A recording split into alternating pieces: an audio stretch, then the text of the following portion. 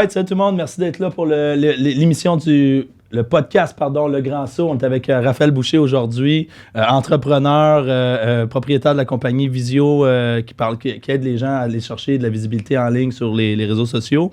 Parle-nous un peu de toi. Qu'est-ce qui a fait en sorte que tu as eu envie de te lancer en affaires dans le passé? Fait que parle-moi vraiment de ton parcours au complet, là. 100%, merci de l'invitation, probablement très apprécié. En fait, c'est super simple. Depuis l'âge de 16-17 ans, j'ai lu mon premier livre de développement personnel. Puis ça m'a vraiment ouvert une petite mèche dans la tête. Puis j'ai dit, you know what, je veux être un entrepreneur, je veux avoir un impact, puis je veux plus qu'une vie normale 9 à 5. Tu te rappelles, c'était quoi le nom du livre? Oui, Réfléchissez et devenez riche. Oh. Un classique. Et puis, à ce moment-là, j'étais au cégep, ça faisait seulement 1 mois. Puis, étant jeune, étant assez, influençable, ce livre-là m'a tellement influencé que j'ai dit à mes parents, écoute, je lâche l'école. Je vais aller me pogner une job en vente parce que je le savais que dans le fond, c'était important d'apprendre la vente puis d'apprendre dans le fond à communiquer puis influencer les gens pour se partir une entreprise. T'sais. Fait que je me suis dit, je vais commencer par là parce que j'avais lu un autre livre qui parlait justement que si tu sais pas quoi faire comme entreprise, lance-toi en vente parce que c'est comme si tu avais ton entreprise. C'est le nerf de la guerre. Je veux dire, dans peu importe les entreprises, tu vas avoir besoin de faire de la vente à un certain point. Puis là, tu avais à peu près quel âge rendu là? À ce moment-là, j'avais 17 ans. Okay. J'avais 17 ans. Fait que j'ai lâché le cégep, je suis parti, je dis bye-bye. Puis j'ai écrit une lettre à mes parents. C'est un sujet sensible, veux pas. Puis ils l'ont bien pris, ils m'ont fait confiance. J'ai vendu tous mes jeux vidéo. J'ai dit là, je vais être sérieux, puis gardez-moi accountable, je vais m'entraîner. Je vais être vraiment discipliné, puis je me lèverai pas plus tard que 7 heures, puis je vais pas faire le party. Fait que ça a été comme ça. Puis dans le fond, j'ai commencé avec une job dans un centre d'appel. Fait que je faisais des cold calls. Après seulement 2 semaines, j'étais comme un des tops dans le centre d'appel. Puis c'était pas nécessairement parce que j'étais meilleur qu'un autre, c'est plus parce que j'avais vraiment le désir de réussir, puis je travaillais vraiment beaucoup, puis je pratiquais mon pitch à tous les soirs quand j'arrivais chez nous. Fait que bref, longue histoire courte. Après environ 2 semaines, j'ai décidé d'aller faire du porte-à-porte pour une compagnie qui était dans le même bureau, dans le fond. Non, pour une compagnie qui était dans le même bureau, dans le fond, de où je travaillais dans le centre d'appel. Puis, dans le fond, c'était pour vendre des systèmes de chauffage, climatisation. Okay. T'avais quel âge dans le temps? À ce moment-là, je pense que je venais d'avoir 18 ans. Ouais. Okay. Fait que, comme je venais de tourner à 18, fait que là, j'ai décidé de rejoindre cette équipe-là. C'était comme une équipe de gars motivés qui allaient cogner des portes à tous les jours. Puis, on vendait des systèmes de chauffage à 5, 10, 15 000 $. Puis, c'est vraiment comme ça que ça a commencé. Puis là, pendant 2 ans de temps, là, j'avais pas de vie sociale. Pas d'amis, rien, pas de party, rien. C'était vraiment juste, on cogne des portes, puis on développe le skills, tu sais. Très cool. Fait que ça a pas... Comment tu t'es senti la première fois que tu as cogné une porte? Honnêtement, je me suis pas senti à ma place pantoute. Je sais pas si vous en avez déjà fait en tant que courtier immobilier. Je veux dire, le pire feeling, c'est quand tu cognes à la porte. Le pire feeling, c'est quand tu cognes à la porte puis t'entends les ustensiles dropper. Tu sais, mettons, vers 5 heures. Ouais. Ou bien sinon, tu cognes à la porte un soir de Saint-Valentin. Tu sais, des affaires des trucs awkward. Fait que, non, il y en a pas mal d'histoires là, que je me rappelle là, qui sont assez comiques. Mettons une situation embarrassante. Là. Ouais, OK. Il y en a plusieurs, mais dans le fond, à un moment donné, tu sais, je cogne à une porte, puis... le gars, tu sais, c'est comme un gars de, comme, je pense, 6 pieds 4, 6 pieds 5, assez bâti, assez baraqué. Puis comme moi, je suis tout petit, tu sais, je commence, j'ai vraiment pas confiance en moi, quoi que ce soit. Mais ça a bien fini finalement parce que dans le fond, ce que j'avais appris, je pense 1 semaine avant, c'est que comme, si quelqu'un te donne une certaine énergie, match son énergie. Okay. Fait que dans le fond, le gars, il s'est mis à comme dire « Hey, qu'est-ce que tu fais ici? » Puis tout. Tu sais, c'est pourquoi t'es ici? Puis là, il s'est mis à hausser le ton. Okay. Puis là, moi, je m'étais rappelé, je disais, OK, faut que je matche son énergie. Fait que j'ai dit, ben, dans le fond, tu sais, dans le fond, je te cite pour checker ta facture de chauffage, là, puis voir si on peut pas t'aider à économiser, puis tout. Puis là, il me regarde, il était pas sûr, puis il me faisait pas confiance, puis finalement, il dit, ah, viens-t'en, tu veux-tu une bière? Tu sais, puis il rentre, puis finalement, je rentre, puis tu sais, comme, il se passait plein d'affaires comme ça, des trucs assez fous, puis ça a vraiment été comique. Mais en gros, la première année, je faisais pas d'argent. Là, comme c'était vraiment, j'étais payé à commission. Des fois, je pouvais passer 1 semaine, 2 semaines sans faire une scène, une vente. J'étais pas tant bon que ça. Puis, tu sais, c'était dur d'aller chercher la confiance des gens. Puis, je connais absolument rien dans la construction ou quoi que ce soit. Je me faisais tout le temps démolir, là, carrément, pendant mes présentations de vente. Mais j'ai persévéré. Puis, après un an, là, ça a vraiment commencé à payer. Puis, après 2 ans, dans le fond, là, j'ai eu mon équipe de vente. Fait que tu as continué pendant 2 ans, malgré le fait que ça fonctionnait pas. Tu t'es dit, je me suis lancé à l'eau, j'y vais. Exact. Fait que, je te dirais, la première année, j'ai peut-être fait 30 000 puis je travaillais à temps plein, je gagnais des portes, c'était pas tant payant que ça. La deuxième année, par exemple, là, c'est là que ça a vraiment décollé. Là, j'ai vraiment, comme, je sais pas, j'ai récolté le fruit de tous les efforts que j'avais fait dans la première année, puis là, ça a vraiment décollé, ça a explosé. Puis à un moment donné, je me suis ramassé avec une opportunité de bâtir mon équipe de vente aussi. Fait que ça a été l'apprentissage le plus gros que j'ai fait. On a commencé une petite équipe de 2-3 personnes. Puis après ça, rendu à peu près, après 6 mois, on était rendu une 12aine. Fait que là, j'avais une 12aine de personnes à ma charge. J'avais 20 ans. Toutes les choses allaient bien. Je roulais sur l'or à ce moment-là. À ce moment-là. Ouais. Mais c'est ça. Mon ego a pris le dessus un petit peu. J'ai commencé à faire des folies. J'ai commencé à faire des conneries. J'ai arrêté de m'entraîner. Tu sais, toutes les parties que j'avais pas faites pendant que j'étais jeune, puis tous les sacrifices que j'avais faits, là, j'ai commencé à les faire. Fait que j'ai fait pas mal d'erreurs financières. Je me suis financé un gros char, je me suis financé une Rolex. OK. Ouais. Puis c'est drôle que lui soit là sur le podcast parce que c'est ce gars-là spécifiquement qui m'a racheté cette montre-là. C'est l'histoire que tu me contais tantôt. Dans le fond, conte-nous-la rapidement pour que je puisse comprendre un peu. Dans le fond, tu as racheté sa Rolex. Ouais, j'ai acheté sa Rolex. En fait, on s'était vu en party, puis tu m'as montré ta Rolex. J'étais comme, wow, elle est malade ta montre. Fait qu'on s'est échangé pas mal. Puis là, t'as vu que j'aime ça les montres. Ouais. Puis j'étais sur Instagram, j'ai vu que Raph, il vendait sa Rolex. Puis fait que je l'ai DM direct. Je lui ai dit, Raph, tu le vends? Puis, écoute, en plus, il le vendait moins cher qu'il l'avait acheté. Fait que selon moi, c'était un bon deal. Donc j'ai dit, garde, on l'achète. Ben, je l'achète. Puis on s'est rencontrés au centre d'achat, je l'ai acheté. Puis c'est ma première Rolex, c'est la de Raph. Ouais, merci Raph. Hey, puis t'as fait un bon deal, man. T'as fait un bon deal. Parce que c'était une Submariner, je l'avais payé 17 500, genre avec les taxes quasiment 19 000. Puis j'ai vendu 10 000 cash là, dans un centre d'achat. J'étais vraiment dans marde. Puis après ça, tu l'as revendu, je pense. Oui, c'est ça. Après ça, la COVID a poigné, j'étais à Montréal. Hey, le prix a monté. Là. Ouais, c'est ça. Mais j'ai vendu par la suite et j'ai fait un peu de cash. J'étais passé à Montréal et moi aussi, si j'avais pas de job, c'était la COVID, donc il fallait que je vende ma Rolex. Ça fait mal aussi à moi, mais ouais, c'est ça. Fait que là, la Rolex, on l'a plus.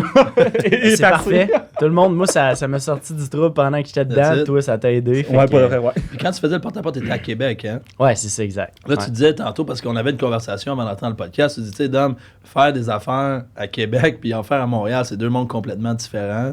Maintenant, tu as ta business à Montréal. C'est quoi, tu dirais, qui est la grosse différence entre Québec et Montréal combien de temps de se développer en affaires? Ben, tu sais, pour chaque personne sharp, quand je dis personne sharp, c'est des gens vraiment entrepreneurs, etc., puis qui ont le mindset de croissance. Pour chaque personne sharp, mettons, à Québec, comme ça, t'en as environ 25 à Montréal. Okay. Comme le nombre de personnes sharp, le nombre de personnes qui veulent justement sortir d'une vie de 9 à 5, etc., est beaucoup plus gros.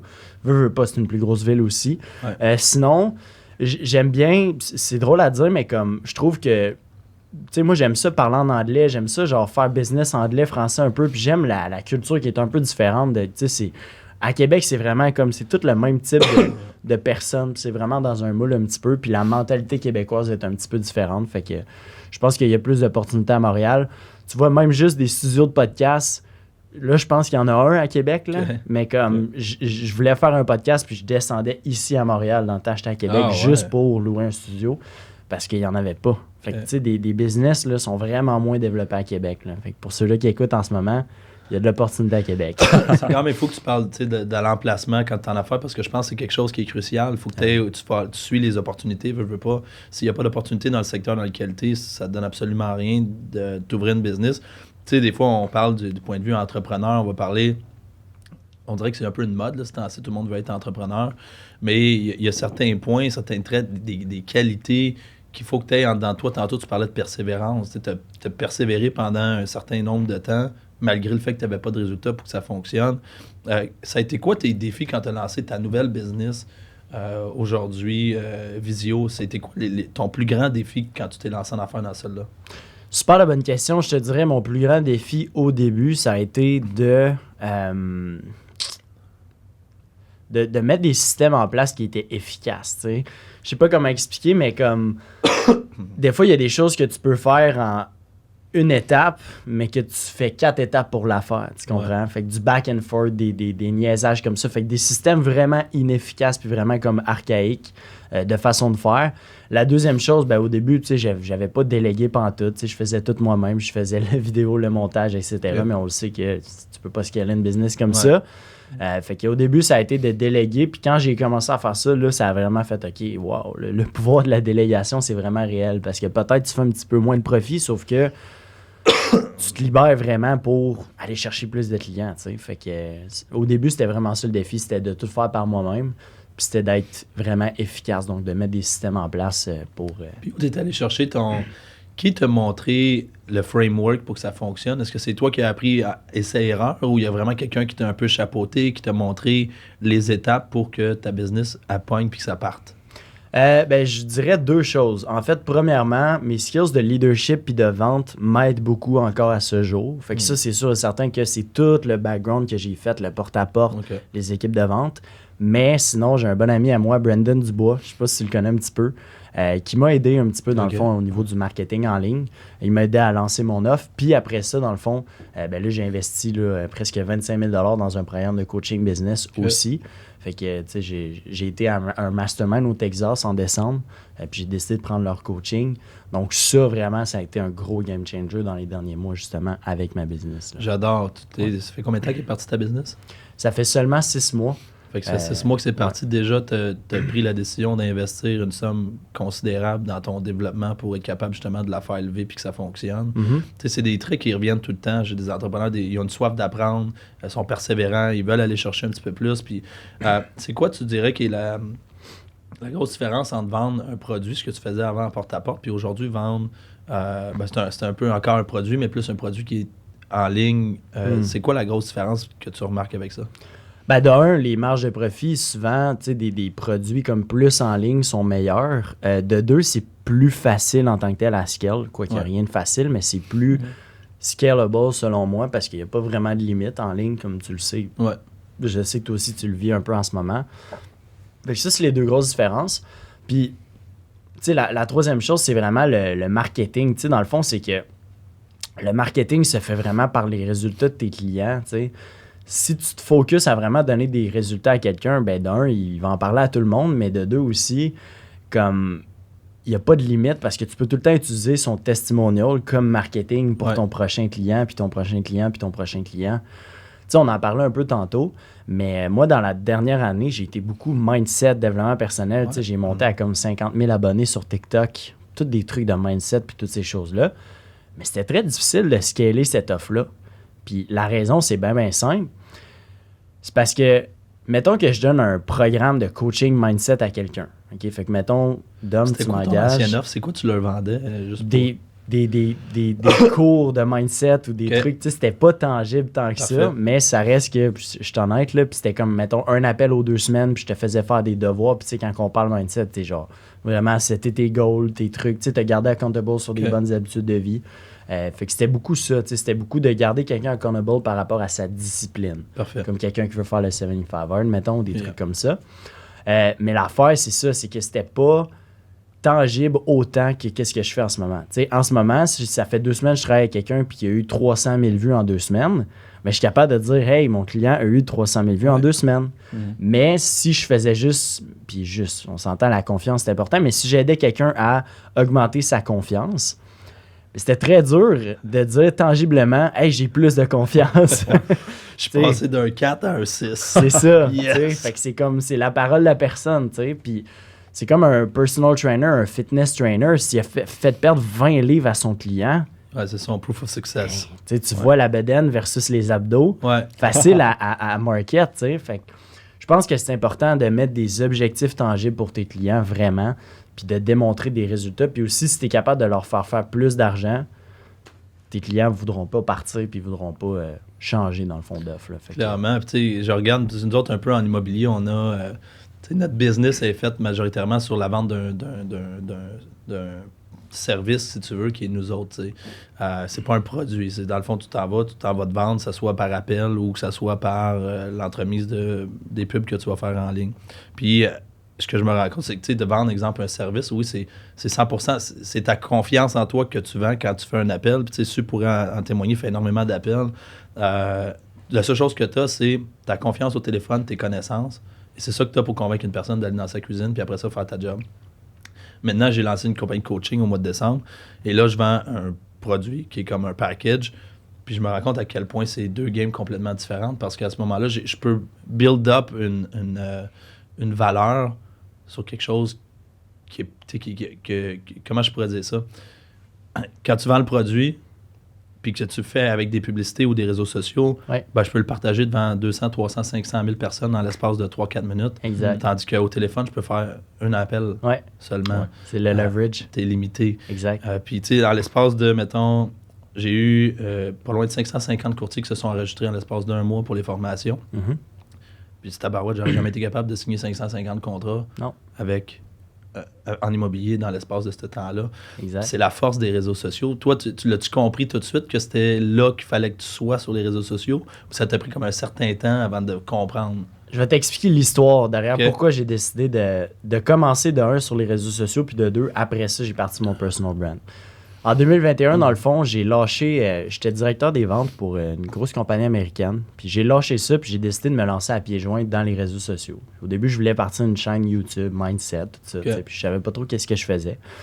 Fait que j'ai décidé d'aller à une conférence, dans le fond, à Las Vegas, qui parlait, dans le fond, justement, de l'importance des réseaux sociaux un peu. Puis c'était comme juste une conférence d'entrepreneurs. En fait, c'est pas vrai, il n'y avait pas de titre. C'était juste comme une conférence d'entrepreneurs. Il y avait Bradley, je sais pas si tu le connais, Neil Patel, tu sais, Dan Fleshman. Fait que lui, il fait souvent des Elevator Night, qu'il appelle. Fait qu'on était à Vegas, puis ça tombait qu'il y avait une conférence. Fait que j'ai décidé d'y aller. Puis il y avait 12 conférenciers cette soirée-là. Puis sur 12 conférenciers, je pense qu'il y en a 9 ou 10 qui ont dit « You have to build a personal brand ». C'était en 2021, en novembre 2021. « You have to build a personal brand ». Puis au début, j'étais là « Hey, c'est quoi ça, un personal brand? Ouais. C'est-tu comme des Raisin Bran, une marque de céréales? Je comprends pas. Tu sais, pourquoi ils n'arrêtent pas de dire ça? » T'es là « Personal brand, build a personal brand, have a reputable name. » Tu sais, un nom réputable. Puis j'ai dit « OK. » J'ai dit, good, je vais commencer à faire des vidéos, tu sais. Fait que là, c'est là que j'ai vraiment double down sur des vidéos TikTok. Puis je me suis dit, de quoi je pourrais parler live, là? Tu sais, j'ai pas de plan d'affaires, j'ai rien, là. Je vais parler de mindset. Mindset, leadership, vente, développement personnel, je connais ça. Fait que je vais donner de la valeur aux gens pendant 6 mois, 1 an. Puis, tu sais, sache qu'à ce moment-là, pendant les 6 premiers mois, j'avais pas d'offre, je faisais pas de business, je faisais juste des vidéos à tous les jours. Juste pour redonner. Juste pour bâtir une audience. Okay. Exact. Je me suis dit, un jour, ça va me servir. Aujourd'hui, ça me sert beaucoup. Ouais. Mais je me suis dit, garde, je vais commencer par ça. Puis, tu sais, j'avais quand même beaucoup d'économies dans mon compte en banque pour dire, je suis capable de vivre quasiment 1 an sans faire d'argent. Okay. Fait que j'étais quand même confortable à ce niveau-là. Fait que pendant 6 mois de temps, j'ai juste fait des vidéos à tous les jours. J'ai fait des podcasts à toutes les semaines. J'avais pas de business, j'avais rien. Mais, crime, tu sais, après 1 mois, 2 mois, hop, tu sais, après 1 mois, ça marchait vraiment pas. J'avais comme 100 abonnés sur TikTok. J'avais genre 150 vues par vidéo. Après, hop, 2 mois, là, j'ai persévéré. Hop, là, je pognais du 200-300 vues par vidéo. Ça l'accélérait. Ça a monté. Puis à un moment donné, boum, genre en comme 1 semaine, quand, je pense que c'était dans mon 3e mois, je suis passé de genre comme 150 abonnés à 1500. Puis après ça, de 1500 à 10 000 en 1 mois. Après ça, de 10 000 à 35 000 en 2 semaines. Puis de 35 000 à 50 000. Comme, ça a tout comme arrivé en même temps. Puis c'est l'effet cumulé. Puis là, c'est vraiment là que ça m'a amené des opportunités. Ça a agrandi mon réseau de contacts. Tu sais, je me suis rendu compte qu'il y a un personal brand. Dans le fond, si les gens t'ont déjà vu à quelque part, ils vont faire bien plus confiance. Là. Ouais. Tu sais, si je t'ai déjà vu 5 fois auparavant, puis que la 6e fois que je te vois, c'est quand tu veux me vendre ta formation ou quelque chose, ben je suis bien plus enclin à l'acheter que si je t'ai jamais vu. Tu sais. Ouais. Fait que c'est ça que je me suis rendu compte. Puis tu vois, quand j'ai passé du coach de mindset à mon offre agence visio, ben les gens me faisaient déjà confiance parce que ça faisait 1 an que je lui donnais de la valeur. Tu sais. Fait que ça a été quand même facile de transitionner. Est-ce que 100% de ta business vient des réseaux sociaux en ce moment? Je te dirais, ouais, ça puis le bouche à oreille.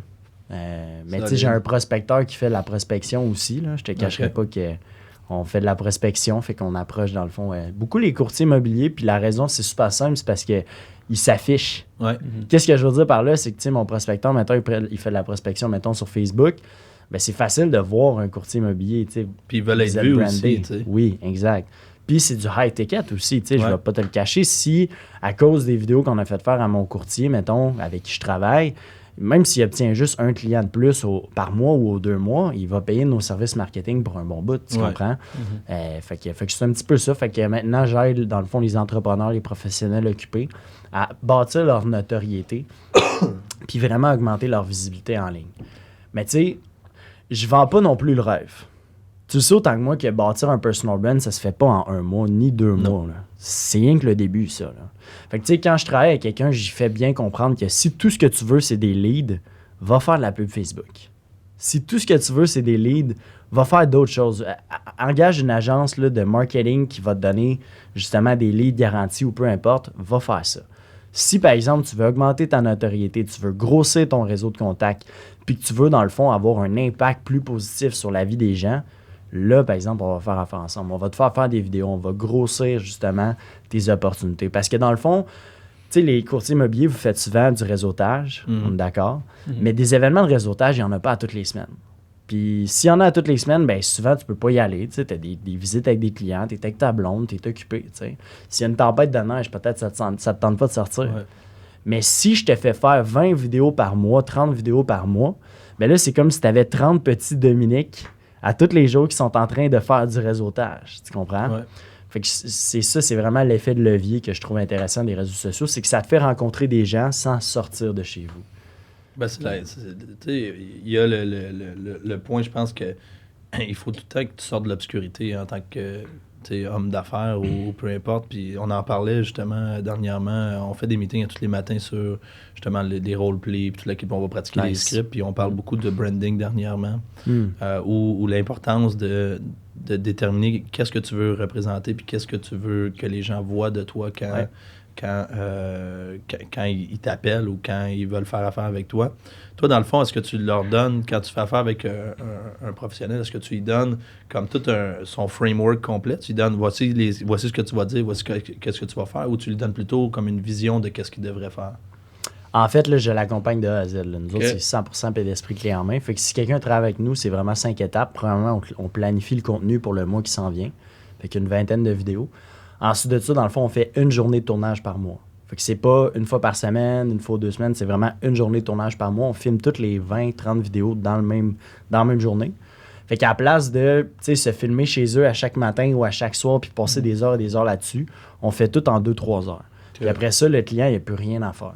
On fait le montage, on publie pour lui, puis on s'occupe vraiment de spread le word.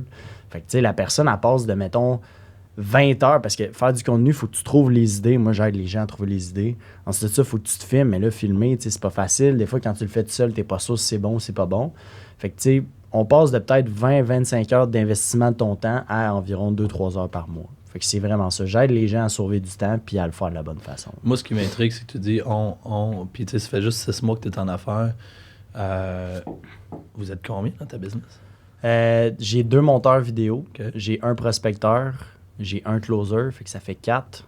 J'ai une fille des réseaux sociaux qui publie pour nos clients. Puis il y a moi, fait qu'on est rendu 6. Good job. Merci. Tu dirais que c'est quoi les défis quand tu embauches du monde? T'sais, je veux dire, il y a des défis qui viennent avec. Tu fais affaire avec différents types de personnalités. C'est tous des gens qui sont proches de toi? C'est des gens que tu es allé recruter, mettons? C'est tous des gens que j'ai recrutés grâce aux réseaux sociaux. Okay. Ça, justement, j'en parle beaucoup. Là, si justement quelqu'un travaille avec moi, c'est tellement facile de faire du recrutement après parce que les gens te suivent. Fait que c'est tous des gens que j'ai recrutés grâce aux réseaux sociaux, quoi qu'il y ait une personne que je connaissais déjà avant. Mais dans le fond, là, le plus important, c'est leur vendre vraiment la vision de où est-ce qu'on s'en va, qu'est-ce qu'on va faire, pourquoi qu'on le fait. Fait que ça, c'est la chose la plus importante. C'est quoi la vision commune, tu sais. Après ça, de 2, c'est de leur faire comprendre qu'ils sont autant en business que moi. Tu sais, ce que je veux dire par là, c'est « It's not about me, it's about us ». Fait que vraiment, chaque personne, dans le fond, dans l'entreprise, moi, selon moi, doit se sentir comme si c'était sa business. Ouais. Donc, un intrapreneur. Comment tu fais pour leur créer ce sentiment-là? Tu leur donnes toute la reconnaissance quand les choses vont bien. Tu la prends pas pour toi. Dans le fond, c'est à cause de ton équipe que ça se passe, tu comprends? Si les vidéos blow up, c'est parce que mes monteurs font du bon montage. Si on a plus de clients, c'est parce que mon prospecteur, mon closer, il close des deals. C'est pas moi, là, tu sais. Moi, je suis juste là pour montrer la vision puis l'idée un peu par exemple, puis prendre la responsabilité quand les choses vont pas bien. Mais quand les choses vont bien, c'est pas de ma faute. C'est la faute de mon équipe. Fait que c'est vraiment ça. C'est vraiment, ça prend du leadership. Puis tu vois, s'il y a une période, une semaine, 2 semaines où il y a un petit peu moins de clients, mais c'est ta responsabilité en tant que leader de trouver des solutions, de trouver des façons, puis de vraiment comme prendre le devant. Puis s'il faut que moi-même j'envoie des messages, s'il faut que moi-même je fasse du montage, s'il faut que genre je prenne le lead, puis je prenne le rôle de comme je vais lead by example, je vais le faire, tu sais. Fait que je pense que le leadership, c'est une des choses les plus importantes parce que ton équipe, tu sais, elle demande pas que tu sois parfait, mais elle demande que tu sois présent, puis elle demande que tu cares pour eux. Puis ça, c'est l'autre chose aussi. Moi, je veux vraiment que les gens qui rejoignent l'équipe dans l'agence Visio soient vraiment taken care of. Fait que ce que je veux dire par là, c'est qu'ils grow dans tous les aspects de leur vie, tu sais, que autant personnellement, leur discipline, leurs habitudes de vie, toutes ces choses-là, c'est vraiment important pour moi parce que une business, c'est juste un ensemble d'individus. C'est vraiment juste ça. T'avais-tu déjà eu des employés dans le passé? C'est comme la première fois que tu as du monde qui travaille avec toi? Ben, en fait, je peux dire j'ai déjà eu des employés, mais c'était pas à mon compte à 100%. Tu sais, quand j'étais chef d'équipe, mettons, directeur des ventes, ben, ça reste que j'avais comme une quinzaine de vendeurs à ma charge. Puis je prenais le ownership à 100% comme si c'était ma business. Puis c'était moi qui étais responsable des résultats. Fait que ça l'aidait pas mal. Tu sais. Puis ça a vraiment paru quand j'ai commencé à vraiment vendre la vision, parler de la culture d'entreprise, puis vraiment take care of the people. Dans ce temps-là, j'avais des vendeurs là, sur la route partout à travers le Canada au complet. Puis ils pouvaient m'appeler autant, des fois à 6 h le matin qu'à minuit le soir. Puis il fallait tout le temps que je réponde puis je sois disponible pour les aider, justement. T'es le leader, là. Exact. Puis tu sais, les gens, mettons, qui nous écoutent, puis ils te regardent, puis ils se disent « Tabarouette, OK, t'as un beau parcours. » Si tu avais un conseil à leur donner en tant que nouvel entrepreneur qui veut se lancer à l'eau, ce serait quoi le conseil que tu leur donnerais? Super la bonne question. Pour vrai, éduque-toi, genre informe-toi. Tu sais, prends un coaching, prends quelque chose parce que, tu sais, d'un, les techniques changent tout le temps. Ce qui fonctionnait il y a 2 mois fonctionne peut-être plus. Fait que c'est tellement important comme ramasse-toi de l'argent pour vrai, genre peu importe ce que tu fais en ce moment, si tu travailles dans une job, ramasse-toi un bon montant d'argent puis prends-toi un bon coach, là, mais solide. Là, puis n'aie pas peur d'investir un 10 000, 15 000. Là. Tu vas le rembourser cet argent-là de toute façon avec ce que tu apprends. Fait que je pense que c'est la première chose pour vrai. Trop de gens, ils essayent de l'apprendre par eux-mêmes, puis c'est cool, tu sais, ça fait une belle histoire, mais tu sais, si tu peux te rendre à quelque part en 3 mois versus 3 ans de struggle, pourquoi pas le faire en 3 mois, tu sais. Puis je te mets une mise en situation, parce qu'il y a bien du monde qui se lance pas à l'eau parce que il y a toujours l'excuse, justement, de trouver des sous, ils ont tout le temps l'excuse de « Ah, mais j'ai pas d'argent, je peux pas le faire », ou « J'ai des obligations, j'ai mes trucs à payer ». Dans cette situation-là, est-ce que tu dirais que ton conseil s'appliquerait parce que tu le vois, tu sais, quand tu es un entrepreneur, tu as des gens qui te parlent d'entrepreneuriat tous les jours, qui viennent te voir pour te demander des conseils à tous les jours. Tu entends ces mêmes excuses-là de tout le monde qui vient te voir. Est-ce que tu leur ferais le même conseil, sachant qu'il y en a beaucoup qui vont être dans l'inaction pendant énormément de temps? Bonne question. Très bonne question. Je le sais pas, pour vrai. Moi, je pense pas. Je pense que tout le monde peut être un entrepreneur, mais je suis pas sûr que tout le monde veut être un entrepreneur ou devrait être un entrepreneur. Je sais pas si tu comprends un peu ce que je veux dire. Fait que, tu sais, je pense qu'il y en a que leur place, c'est vraiment d'être un intrapreneur, puis comme ça fait la job, puis ils sont heureux là-dedans, tu sais. Fait que si tu veux vraiment être un entrepreneur, tu vas finir par être un entrepreneur. Moi, c'est vraiment ça, puis tu trouveras pas d'excuses pour l'être. C'est soit que tu l'as, soit que tu l'as pas. Puis je pense que oui, ça s'apprend, mais comme c'est une flamme à l'intérieur de toi, je sais pas comment l'expliquer, mais comme, tu sais, c'est pas facile, c'est pas une vie simple, puis il faut que tu sois obsédé. Là. Faut que t'ailles... Moi, je disais dans le temps, il faut que t'ailles une vis manquante là, dans la tête. Là. C'est vraiment ça. T'attaques la journée, puis comme tu te réveilles avec le couteau entre les dents, puis t'as envie de tout casser. Tu sais, fait que si la flamme n'est pas là, je peux pas te l'apprendre, honnêtement. As-tu déjà eu des jours où que ça te tentait plus? Oui, souvent. Ça arrive encore. Ah oui, c'est sûr que quand les choses vont bien, hein, on est sur un nuage, puis tout va bien. Puis des fois, ben, quand les choses vont moins bien, ça te tente pas. Puis finalement, tu fais ce que tu as à faire. Tu le fais pareil. Exact. C'est ça, la discipline. La discipline, c'est de faire les trucs même quand ça te tente pas, tu sais, puis mettre en place. Tu sais, faire des cold calls, là, mettons, là, tu nous en parles un peu, là. Ça t'a le temps de ça tous les jours?